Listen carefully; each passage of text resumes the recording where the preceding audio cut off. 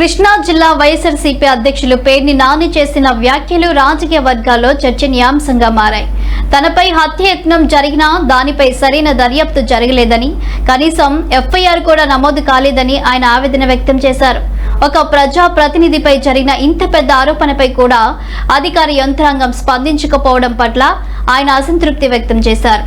కాకి యూనిఫామ్ ధరించిన వారే చట్టాన్ని అమలు చేయాల్సిన వారు అయితే అదే యూనిఫామ్ వెనుక తప్పులు జరిగితే ఎవరు బాధ్యత వహించాలి అనే ప్రశ్నను ఆయన లేవనెత్తారు. 4 జిల్లాల అవతల వేసుకున్నాడు కదా, దాన్ని ఏమంటారు నాకు తెలియదులేండి. మీరు చిలకలపూడిలో ఉండంగానే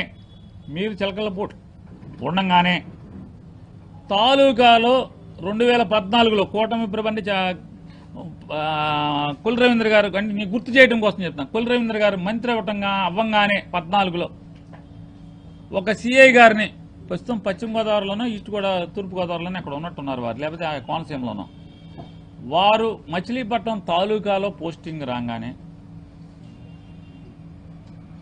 వారిని జాయిన్ అవటానికి వీల్లేదు, జాయిన్ అయ్యాటానికి వీల్లేదు, నువ్వు స్టేషన్లో ఉంటే బాగోదని చెప్పని అతనికి ఫోన్ చేసి ఎస్పీ గారికి ఫోన్ చేస్తే, అప్పుడున్న ఎస్పీ గారికి, ఇప్పుడు రిటైర్ అయిపోయినటువంటి ఒక డిఐజీ గారు కొల్లు రవీంద్ర గారి ఇంటికి వచ్చి ఆయన నేను ప్రోగ్రాంలో ఉన్నామంటే 2 గంటలు వెయిట్ చేసి డీజీపీ గారు ఇలా మీకు నచ్చజెప్పమన్నారని చెప్పినా కూడా అతన్ని జాయిన్ చేయలేకపోయారు కదా.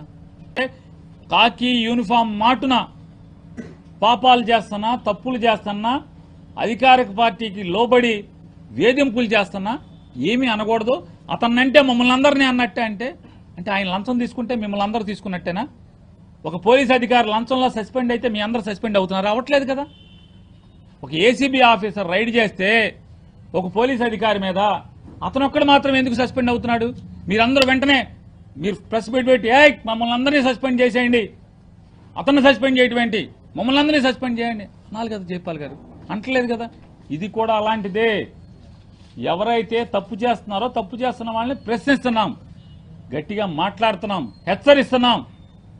ఇది తప్పయా, నువ్వు యూనిఫామ్ వేసుకున్నట్లా చేయకూడదు అని చెప్పని.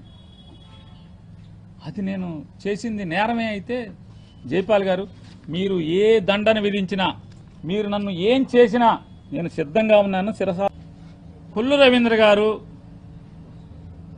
మంత్రిగా ఉండి మంత్రిగా లేకుండా ఎంతమంది సిఐల్ని అసభ్యంగా మాట్లాడి దూషణ చేసి అమర్యాదగా మర్యాద పోగొట్టి కించపరుస్తూ